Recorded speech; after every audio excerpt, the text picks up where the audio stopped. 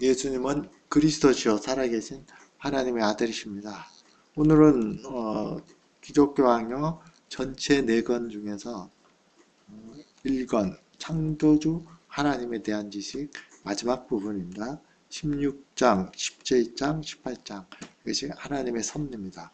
하나님에 대한 지식, 일반적으로 알고 있었던 지식을 칼빈은 1장에서 5장까지 얘기를 했고, 그러나 이 지식이 분명하지만 하나님의 계시가 부족한 것이 아니라 인간의 타락으로 해서 이것을 잘 알지 못한다 하는 것을, 그래서 성경을 통해서 믿음의 눈으로 봐야 이 세상 속에서 천지 만물 가운데 있는 자연과 역사, 인간의 마음속에 있는 하나님에 대한 지식을 올바로 알 수 있고, 그 하나님에 대한 지식은 사변적인 것이 아니라 하나님을 경외하고 사랑하고 예배하는 찬송과 경배를 드리는 것이다 하는 것에서 1, 5장 다음에 3장을 6, 7, 8을 성경에 대한, 성경이 무엇이고 성경이 성경론에 대한 것입니다. 그리고 그 이후로 계속 진행한 게, 그렇다면 성경에서 말하는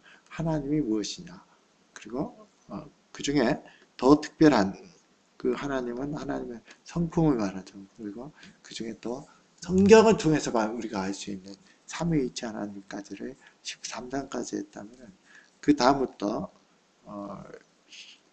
13장 이후 15장까지 그때 쭉 내려온 것이 이제 하나님 자신에 대한, 하나님이 누구신가 하는 성경에 대한 관점을 봤다면, 그렇다면 하나님이 무엇을 하셨느냐, 물론 그리스도 예수 안에서 우리를 구원하셨습니다. 그런 구속주 하나님 이전에 창조하시고 이 세상을 다스리는 창조와 섭리, 이 하나님을 대한 하나님이 누구신지, 무엇을 하셨는지, 이것이 곧 하나님에 대한 신론에 대한 교류입니다. 오늘날의 개혁주의 교의학도 이런 순서를, 신론을 그대로 따르고 있습니다. 하나님이 어떤 성품을 가지고 삼위일체가 무엇이냐 하는 하나님 자신에 대한 것, 하나님 무엇을 하셨냐를 창조와 섭리로 하는데, 오늘 그 마지막 부분 3장을 통해서 16, 17, 18장을 통해서 섭리를 말씀하고 칼빈은 말하는데 대단히 유익을 줍니다. 전체적으로 보면 16장에서는 섭리가 무엇이냐 하는 정의를 말합니다. 그래서 16장 제목이 하나님께서는 창조하신 세계를 권능으로 양육하시고 보존하시고 섭리로서, 이 모두가 섭리죠. 이 섭리로서 그 모든 부분을 다스린다. 이것이 중요합니다. 모든 부분, 어떤 사소한 부분도, 인간이 가진, 악한 인간이라 할지라도 그가 가진 생각과 의도, 행동까지도, 그리고 자연의 아주 무슨 작은 벌레 하나, 자연의 현상 하나, 칼빈의 비유를 든다면은 물 한 방울도, 어떤 비 한 방울도 하나님의 허락 없이는 떨어지지 않는다 하는 모든 부분을 하나님이 섭리하십니다. 이게 16장 부분입니다. 물론 이제 여기서 이제 곧 보시겠지만, 그러면 하나님이 계획하시고 이미 작정하셔서 모든 것을 계획하시고 역사 속에서 어떤 예외도 없이 모든 피조물, 인간에게도, 각 개인에게도 이것을 한다면, 이것은 우리가 무슨 노력을 한다거나 우리가 뭘 하는 것과 상관없이 하나님은 그 뜻을 이루기 때문에 일종의 운명이죠. 운명. 우리가 우리나라였지만 사주팔자로 그래가지고 뭐 억센 무슨 사주팔자 이런 걸 타고 나서 어떤 그 운을 타고 나서 그렇게 됐다 하는 어떤 결정론, 운명론, 이것은 초대 기독교 사회에, 특히 그 로마 제국 전체에 아주 퍼져 있었던 스토아 철학에서 나왔던 세계관이었습니다. 그것과 무엇이 다르냐 하는 것이 이제 같이 될 것입니다. 말해질 것입니다. 그리고 17장에서는 그렇다면 이 섭리가 우리에게 어떤 유익을 주느냐, 우리에게 어떤 참된 어떤 신앙에 도움을 주느냐, 그래서 우리에게 베푼 가장 큰 은혜에 대한 섭리의 교리를 어떻게 적용할 것이냐, 우리가 말씀을 묵상하면 꼭 큐티하거나 이렇게 하면 마지막에 적용하는 것처럼 그것이 우리에게 어떤 의미가 있느냐는 겁니다. 그리고 섭리의 문제를 보면은 이제 신정론, 하나님이 다스리는 어떤 그 교리, 하나님이 다스리는 어떤 이론에 대한 문제, 신정론이 항상 나옵니다. 이것은 다른 말로 하면은 이 세상 속에 있는 악의 문제입니다. 아니 하나님이 선하신 하나님이 계시다면은 정말 계시다면은 2차 세계대전 때 유대인들이 600만 명이 아무런 죄 없이 그렇게 비참하게 죽고 물론 600만 유대인뿐만 아니라 인종 청소의 명분으로 나치에서 어떤 그 집시들 그리고 장애인들 전 유럽에 자기들이 지배했던 곳에서 어김없이 모아다가 유대인들과 같이 굶어 죽이거나 아주 학살을 많이 했습니다. 뭐 그뿐만 아니죠. 다른 어떤 극악한 어떤 우리가 주변에서 봐도 아니 사람으로서 어떻게 저렇게 범죄할 수 있느냐 하는 그런 사람은 왜 그만두느냐. 또 선하게 살고 뭔가 착하게 살려고 하는 사람은 고난과 고난을 당하고 나중에 죽을 때도 비참하게 죽습니다. 우리가 그걸 보면서 우리 주변 분만 또 역사를 보면서 아니 선하신 하나님이 정말 계시냐 그리고 하나님이 허락하지 않으면은 성경에서 말한 것처럼 너희는 머리털 하나가 더 시험바 되었느니라. 참새 2마리가 하나 아치사르냐 팔리는 것도 요한복음 10장에서 말하는 하나님이 허락하지 않으면 이것이 뜻대로 이루어지지 않는다. 이렇게 말씀하셨는데 현실을 보면은 하나님이 전혀 없는 것 같고 악한 사람이 잘 되고 편안히 죽고 그 반대되는 선한 사람은 손해보다가 죽을 때도 비참하게 죽고 그 가족들도 대대로 고생하고 또 극악무도한 어떤 그런 나치나 또는 지금 북한에서 이루어지는 그러한 어떤 정치 수용소에서 사람으로서는 할 수 없는 그런 어떤 비참한 악을 행하는데도 하나님은 가만히 계신다 하는 신정론 문제가 나옵니다. 그래서 18장에 하나님께서는 경건한 자의 일을 이용하시며 그들의 마음을 굴복시켜 자신의 심판을 수행함으로써 하나님이 여전히 모든 더러움에서 분리되어 순결하여 유지하신다. 아마 이 신정론의 문제를 칼빈 시대를 지나서 1, 2차 세계대전이 끝났다면은 그때 아마 칼빈이 썼으면은 좀 더 보완하거나 구체적으로 썼을 거지만 그러나 성경의 중요한 원리들은 여기에 다 포함되어 있습니다. 섭리가 그래서 우리에게 있어서 어떤 답을 줄 수 있는 확실하게 답을 줄 수 있는 문제는 결코 아닙니다. 왜냐하면 신정론 하나만 가지고도 얼마든지 많은 이론과 말을 할 수가 있습니다.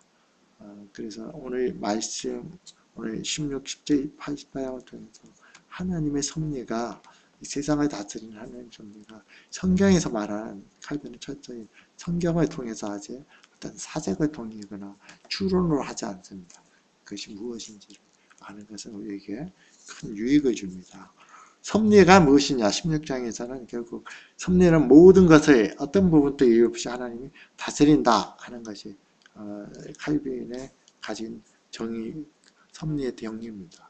그래서 일부 신학자들이 잘 정리했던 것처럼 정리를 한다면은 하나님의 섭리는 하나님이 주의 깊고 그리고 효과적이고 또 능동적이고 쉬지 않고 전체적이고 아주 세부적인 모든 것을 포함하고 그 다음 중요한 말이 인격적이며 또 사랑하고 현명하고 지혜롭고 거룩하게 모든 세상을 다스리는 것입니다.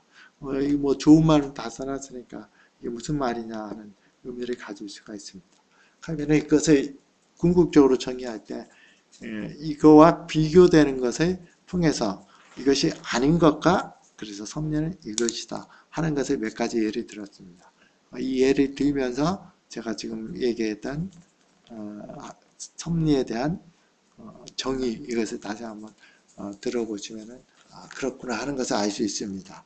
첫 번째 말한 것은 섭리에 대한 영어나 아니면 라틴어가 다 비슷합니다. 프로비던스입니다. 미리 비던스는 비디오 하는 것처럼 우리가 본다는 것이죠. 그 명사인데 미리 보는 거. 그래서 미리 본다 하는 것을 우리는 영어로 예지라고 합니다. 이 멀리를 바라보고 무엇이 일어난지를 하나님이 다 아신다 하는 것이 이제 섭리였는데 이것이 이제 하나님의 통치와 지배까지도 포함하는 것으로 왔습니다. 그렇다면은 섭리는 단순히 어떤 하나님이 모든 것을 아시고 하나님 모든 것에 대해서 이것을 통달하고 계시다는 것, 예지에 대한 예정론, 이것이 도르트 신조에서 우리가 흔히 말하는 칼빈주의와 알비니안주의가 함께 싸웠던 문제였고, 오늘날에도 실제로는 복음주의 또는 뭐 감리교 또는 침례교 이런 어떤 아주 그 보수적인 거의 교파를 제외한 나머지는 다 일종의 17세기에 있었던 알미니안주의의 어떤 영향 속에 있다고 볼 수 있습니다. 이것은 오늘 다루는 문제는 아니지만은 하나님이 모든 것을 예정하셨다 하는 것이 일반적인 예정론이고, 예지 예정론은 하나님이 그 사람이 정말 죽을 때까지 봤을 때 하나님 예수님을 영접할 것이냐 영접하지 않을 것이냐 그 사람의 결정을 미리 아시고 그래서 그 사람을 선택하기도 했고 안 하기도 했다. 이렇게 예정론을 이해하는 게 예지 예정론이고 17세기에서 알미니안주의자들이 가졌고 아마 그러한 성향들이 오늘날의 복음을 전하는 모든 일반적인 많은 데서 받아들이고 있는 형편인데 그래서 나중에 구원론 마지막 부분 예정 부분에서 이거 다룰 겁니다. 어쨌든 섭리는 예지라는 먼저 아는 것이 아니라 그걸 포함해서 지배하고 다스리는 것을 다 포함합니다. 이것이 대단히 중요한 의미를 갖습니다. 그리고 일반 철학자들도 아니면 어떤 과학자들도 무언지는 모르지만은 이렇게 정교하게 아인슈타인 같은 사람도 물론 그가 기독교에 예수님이 증거하신 하나님을 믿었다는 증거는 없습니다. 그런 철저하게 유신론자입니다. 하나님이 살아계셨다는 것을 믿은 사람입니다. 왜냐하면 이렇게 정교한 자연의 법칙, 한 치의 오차도 없고 조금이라도 오차가 된다면 지구가 멸망할 수밖에 없는데 이것이 우연히 이루어졌다고는 볼 수 없고 철저하게 그리고 이것을 주관하는 어떤 신이 있다, 하나님이 있다 하는 것을 받아들입니다. 많은 수학자, 철학자들이 이런 입장을 취하죠. 그러나 그들은 유신론자는 되지만은 성경에서 말하는 구속주 하나님에 대한 지식이 없습니다. 인간의 창조와 또 예수 그리스도라는 성자 하나님의 자기 희생을 통해서 어떻게 회복되고 이런 지식은 갖지 못하죠. 이건에서 다음 주부터 다룰 것입니다. 창조는 일반 철학자, 과학자들이 말하는 이러한 일반적인 하나님에 대한 지식 이것이 아니라 성경이 말하는 것은 하나님은 모든 것을 아실 뿐만 아니라 실제적으로 모든 것을 통치하고 지배하고 유지하신다 하는 것이 중요한 관점입니다. 어떤 사소한 것도 아까 말씀드렸던 것처럼 비 한 방울도 하나님의 분명한 명령 없이는 떨어지지 않는다. 새들의 비행을 보면 참 신기한 게 많습니다. 철새들이 그 먼 길을 때리지어 날아간다든지 이런 것들은 그들에게 누가 시킨 것도 아닙니다. 또 교육한 것도 아니고 뭐 회의를 해가지고 대장 시해가 어떻게 날아가고 어떤 편대를 어떻게 조직하고 이런 것도 없습니다. 새들의 비행 속에서 칼빈은 하나님의 결정된 계획에 따라 그들이 어떤 혼란이나 무계획적인 것이 아니라 분명한 목적을 가지고 그들이 비행하는 것을 예를 들었습니다. 세상에서 우리가 흔히 밖에 나가면 쉽게 만나는 바람도 하나님의 명령에 의하지 않고는 일어나지도 않고 그것이 더 강하게 부러지지 않는 하나님의 섭리와 통치 밖에 있는 이 세상에 어떤 사소한 것도 없다 하는 것이 성경의 많은 증거들을 통해서 칼빈은 말을 했습니다. 우리나라에는 많은 과학이 발달되고 또 어떤 자연의 현상에 대한 자연과학에 대한 개발이 이루어지니까 아직 이 자연이 저절로 움직여지는 것 같은 그것이 17세기, 18세기, 19세기까지 유행했던 이신론의 관점이죠. 하나님은 사람이 믿습니다. 그런데 하나님은 자연이라는 우주 법칙을 그 자체로 두어가지고 창조하시고 그대로 운영하시고 계신다 하는 것이 이신론적인 관점이고 많은 사람이 그렇게 생각하지만은 칼빈이 예를 들었던 여호수아가 이제 대적을 무찌르기 위해서 하나님께 기도해서 어떤 시간이 지체되기를 기도해서 그것이 움직여졌던가 히스기야가 자기의 어떤 표적을 구하기 위해서 그림자가 뒤로 물러가는 곧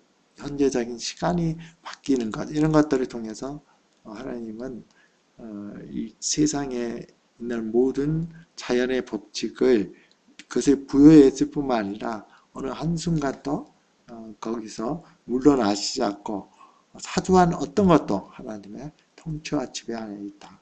이것이 바로 성경에서 말하는 것입니다.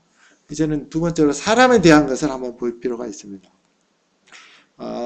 모든 창조와 섭리에 있어서 칼빈에게 있어서도 자연의 모든 부분과를 통해서 역사를 모든 부분을 통해서 하나님은 사람을 위한 인류를 위해서 이 모든 것을 하고 계시다 하는 것을 16장 8절 부분에서 전체를 통해서 이것을 증거하고 있습니다. 그 중에 특별하게 더 사람들 중에서 하나님의 관심은 교회에 있습니다. 교회는 외형적인 그 교회가 아니라 성도들의 모임이죠. 성도들을 위한 것. 그래서 자연과 역사 이 모든 것들은 하나님은 인류를 위해서 이것을 움직이고 계시고 특별하게 관심이 더욱 있는 것은 교회를 보존하고 믿는 신자들을 보호하고 보존하고 그들을 양육하고 이런 것들을 위해서 모든 것을 사용하신다 하는 관점을 가졌습니다. 이것은 요즘에 그 과학 이론에서도 인간 원리라고 번역할 수도 있고 인류 원리라고 번역할 수가 있습니다. 자연의 모든 현상을 봤을 때 어떤 행성, 어떤 기후 조건 이런 걸 봤을 때 과학자들도 인정하는 게 인간 원리입니다. 그것은 마치 모든 어떤 자연 현상, 모든 어떤 과학 이론 이런 것들이 외형적인 이 피조 세계가 마치 지구에 있는 인간들이 살아가기에 가장 적합한 환경, 가장 적합한 조건을 위해서 만들어진 것과 같다 하는 것. 하나님 믿든 안 믿든 간에 그것을 다 인정합니다. 그것이 인류 조건입니다. 우리가 자전을 할 때, 어떤 공전을 할 때, 또는 달과의 어떤 거리에 있어서 한 치의 오차라도 있다면은 지구는 멸망할 수밖에 없고 아니면 물이 모든 말을 덮이든지 아니면 뜨거운 불로 사람이 살 수 없는데 이상하게 그 모든 것들이 다 조화를 이루어서 지구만큼은 이렇게 푸른 어떤 자연 속에서 인간들이 풍요를 누리고 살 수 있는 참 특별하게 하나님의 섭리가 나옵니다. 이런 질문을 할 수가 있습니다. 자, 하나님의 모든 생각을 다 인간의 생각, 의도 이런 것들도 악인들을 포함해서 행동도 자연뿐만 아니라 다 지배하신다. 하나님은 계획하셨고 그리고 그것이 역사적으로 이루어진다 하면은 우리는 그러면은 아무것도 하지 말고 그냥 가만히 있어도 하나님의 역사대로 움직여지지 않느냐. 그리고 우리가 뭘 한다 그래서 뭐가 우리의 운명이나 하나님이 결정한 것이 바뀌어지지 않지 않느냐. 이렇게 말할 수 있습니다. 이것을 보통 운명론이라고 그러죠. 결정론이라고. 스토아 학파를 예를 들었는데 스토아 학파가 초대교회 때 대단히 그 영향력을 미쳤던 세계관입니다. 이 스토아 학파는 자연 속에 어떤 필연성이 있다고 생각합니다. 자연 속에 어떤 원인과 결과를 가져올 수 있는 어떤 그런 어떤 시리즈들이 다 포함되어 있고, 이것을 통해서 자연의 모든 현상들이 일어나는, 필연적으로 뭔가 그 속에 감춰져 있는 원인과 효과의 어떤 것들이 필연성에 의해서 나타난다 하고 말하고 있습니다. 아까 제가 지금 말씀드린 것처럼, 아니 하나님이 모든 것을 섭리하고 또 계획대로 모든 것이 이루어진다면은 우리가 뭐 열심히 뭘 할 필요도 없고, 또 이런 것에 대해서 내가 열심히 한다고 되는 것도 아니고 안 한다고 되는 것도 아니지 않냐, 이렇게 말해주면 결정론, 운명론, 이것은 성경적이 아닙니다. 칼빈이 바셀의 예를 들은 것처럼 어떤 운명이라는 것 또는 그 결정론인 이런 것은 성경에 물론 전도서에 일부 나오지만 이것은 하나님의 어떤 오묘한 어떤 섭리를 말하는 거지, 이교도적인 운명론, 우리로 치면 뭐 일단 뭐 명당자리나 뭐 이런 것에 의해서 자기 운명이 결정되는 그런 것과는, 성경은 그런 것을 전혀 말하지 않습니다. 중요한 것은 무엇이냐 하면은 하나님의 섭리는 하나님이 인격적인 섭리라는 것입니다. 하나님은 인격적이시고 거룩하고 사랑스러운 하나님으로 이 세상을 다스린다 하는 것이 대단히 중요한 의미를 갖습니다.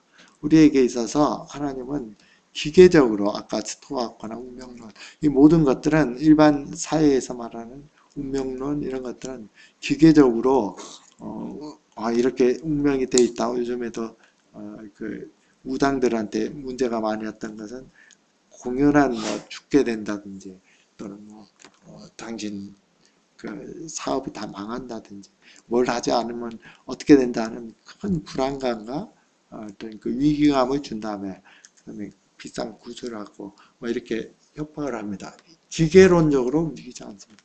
하나님은 인격적인 하나님입니다. 각 개인에게 궁극적으로 봐서는 하나님의 뜻대로 이루어지지만은 하나님이 가졌던 무한한 지혜와 하나님이 가졌던 무한한 능력과 우리가 알 수 있는 하나님에 대한 지식은 하늘과 땅을 썩지 말라 하는 칼빈의 어떤 말과 같이 우리는 인격적인 하나님이 우리에게 제공해 주시고 우리를 경고해 주실 때 그 경고를 들을 수 있어야 되고, 그리고 우리에게 주시는 은혜에 대해서는 감사하고, 또 우리에게 있어서 고민과 이런 것이 있을 때는 또 다시 하나님께 기도하고 받고, 이런 것은 전혀 운명론적이지 않습니다. 우리에게 주어진 것은, 물론 하나님의 입장에서 전체적으로 본다면 하나님은 모든 것을 아시고 주관하실 수 있으지만은 우리에게 나타나시고 우리와 동행하는 하나님, 또 예수 그리스도를 통해서 우리에게 주신 것은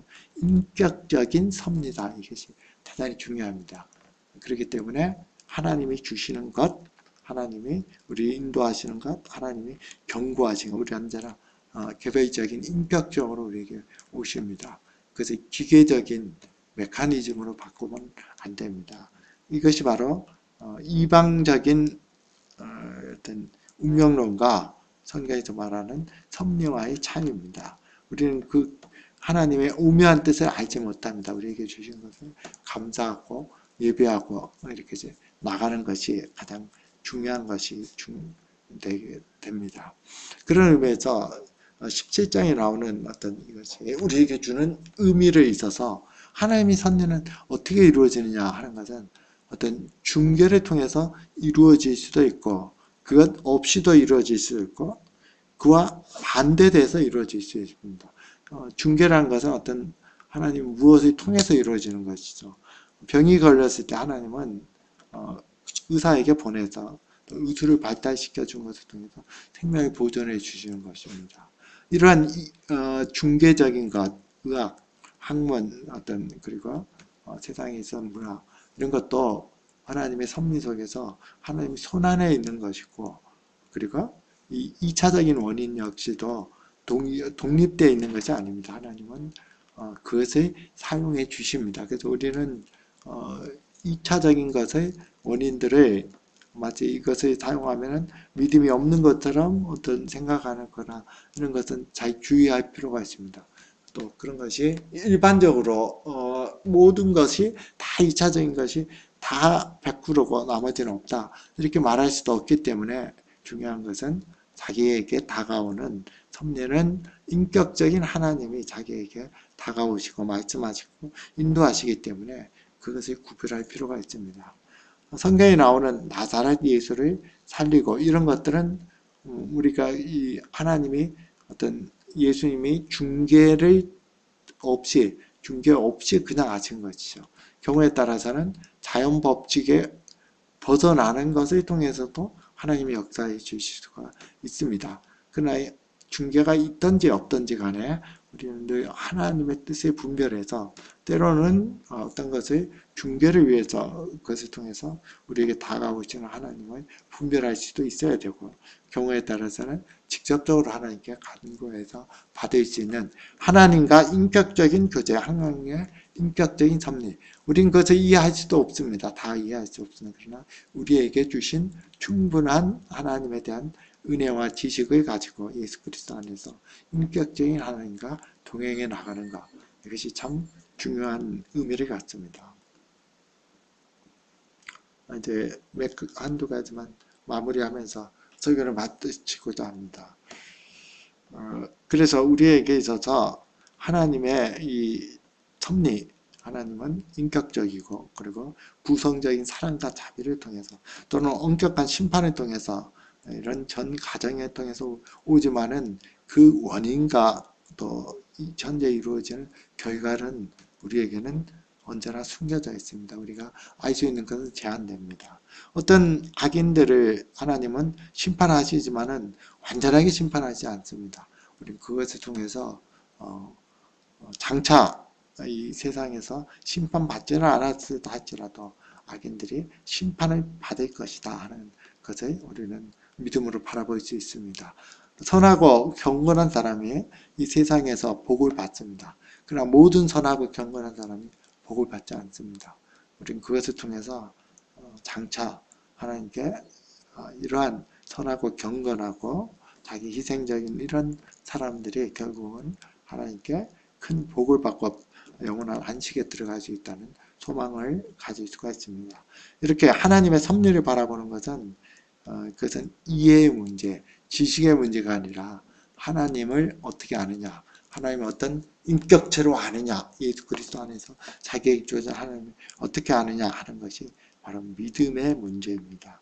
믿음의 문제를 가지고 우리는 이 섭리를 볼 때 우리가 섭리 속에서 우리는 결코 나태하거나 또는 어떤 피상적이거나 아니면 뭐 이렇게 되어도 저렇게 되어도 딱 그냥 즐기면 되겠다 하는 낙천주의를 결코 가질 수가 없습니다. 우리는 신중하게 우리에게 주어진 책임을 회피할 수도 없고 그리고 그에 대한 책임을 안겼을 때 우리 믿음의 사람이든 믿지 않는 사람이든 자기의 책임을 스스로의 책임이라는 것 하나님이 모든 걸 하기 때문에 나는 책임이 없다 하는 변명하지 못한다는 것 이것을 우리는 분명히 알 수 있어야 됩니다. 왜냐하면 하나님은 우리를 인격적으로 대하셨고 그것은 믿는 사람이랑 믿지 않는 마찬가지입니다.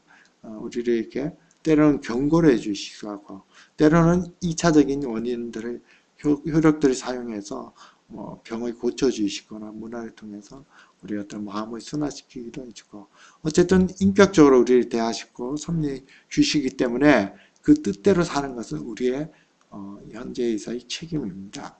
우리는 이것을 잘 가질 수가 있어야 됩니다. 마지막 문제는 신정론 문제인데 이것은 대단히 큰 어떤 주제이기 때문에 칼빈이 다루었던 예를 들어서 간단하게 얘기하겠습니다.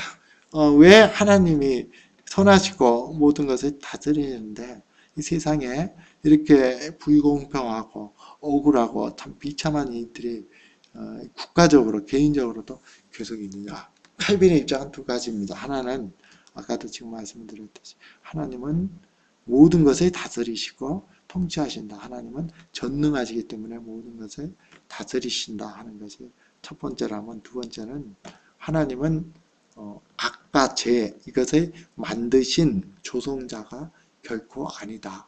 두 가지입니다. 하나님은 선하시기 때문에 빛은 어둠을 필요로 하지 않습니다. 선은 악을 필요로 하지 않습니다.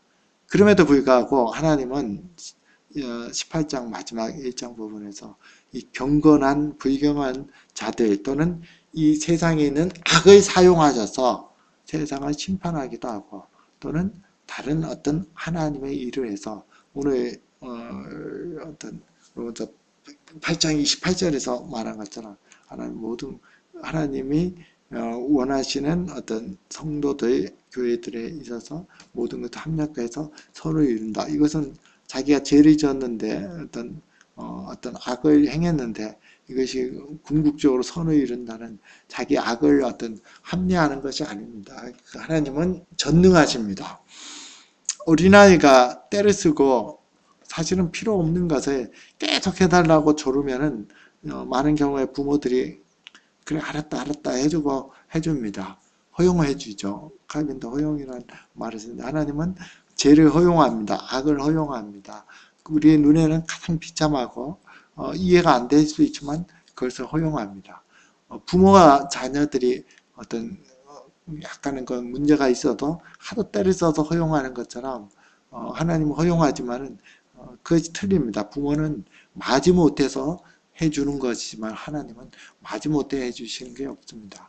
그냥 또 방관적으로 허용하는 것도 아닙니다. 하나님은 기꺼이 의도를 가지고 허용하십니다.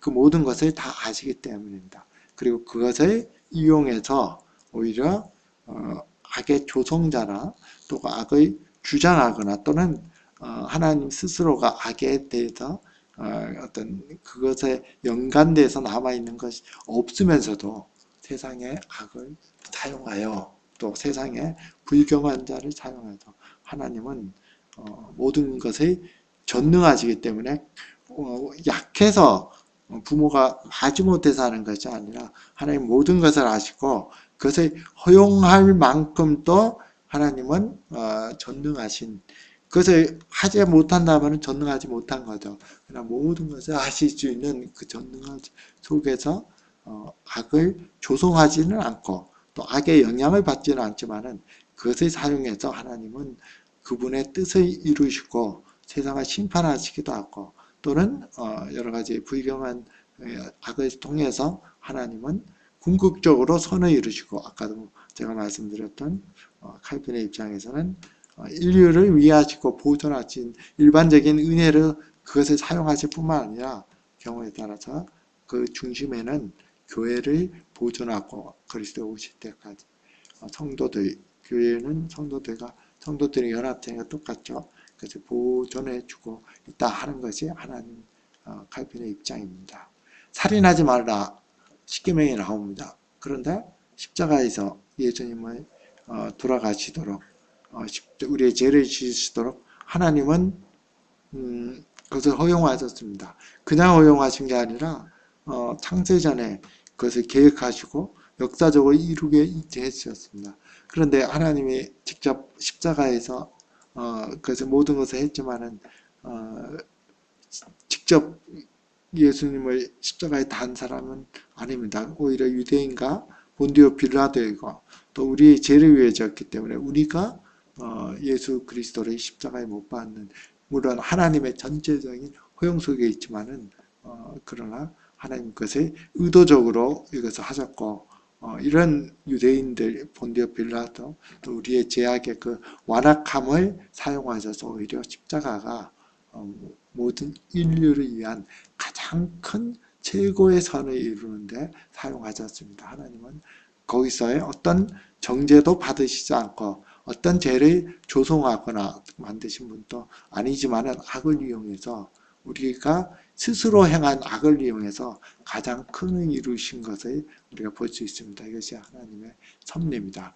우리가 이것을 알고 있다면은 하나님은 전능해서 모든 것을 다스리고 재조성자가 아니고 하나님은 바로 우리를 위하시고 특별히 교회를 위하시는 성도를 위하시는 전능하신 하나님이 우리 위하신다. 이것만 가지고 있다면은 우리가 현재의 일이든 이해 못하는 현재의 일이든 장래에 닥칠 문제든 우리가 무엇이 걱정할 게 있습니까? 오직 찬양과 감사와 그리고 존경을 하나님께 드릴 뿐입니다. 우리의 삶이 하나님의 섭리를 할 때 우리는 이러한 신앙을 가질 수 있습니다. 기도드리겠습니다. 살아계신 아버지 하나님, 오늘 하나님의 섭리에 대해서 섭리가 무엇이고 또 모든 것을 다스리는 하나님의 섭리, 자연의 역사를 그리고 인간의 마음을 다스리시지만은 그것이 기계적으로 하시는 것이 아니라 인격적으로 우리에게 찾아오시고 우리에게 말씀하시고 우리에게 은혜를 주시고 우리에게 경고하시고 또 우리를 돌보시고 통행해 주시는 거룩하시고 존귀하신 하나님을 우리가 압니다. 악이 있다 할지라도 그것은 모든 것이 하나님께서 주관하에 있고 비록 이해가 되지 않는 우리 주변에 비참함, 역사적인 비참함이 있다고 할지라도 그 역시 하나님의 선하신 뜻 안에서 또 믿음의 사람, 교회를 위해서 이 모든 것을 사용하는 것을 우리가 믿음으로 바라보며 우리가 가진 현재 문제든 장래에 계획했던 문제든 이런 것을 하나님께 모두 맡기며 우리는 기쁨으로 하나님의 섭리를 바라보고 하나님께 찬양과 감사를 드립니다. 예수 그리스도의 이름으로 기도드렸습니다. 아멘. 63장 찬송하겠습니다.